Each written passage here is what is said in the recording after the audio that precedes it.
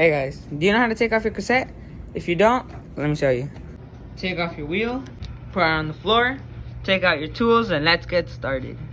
Chain whip, cassette tool, Allen adapter tool, or just use an adjustable wrench to get on these threads.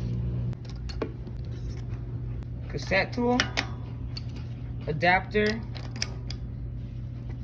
and chain whip. Put your chain whip around one cog and this way. Not like this or this. And if you've never done this, you're gonna listen to your left and you're gonna hear a noise something like this.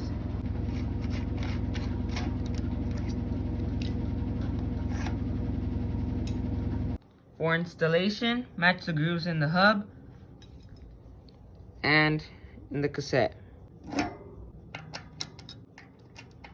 Hand tighten it. Then use your adjustable wrench or tool from a 9 o'clock position to a 5 o'clock.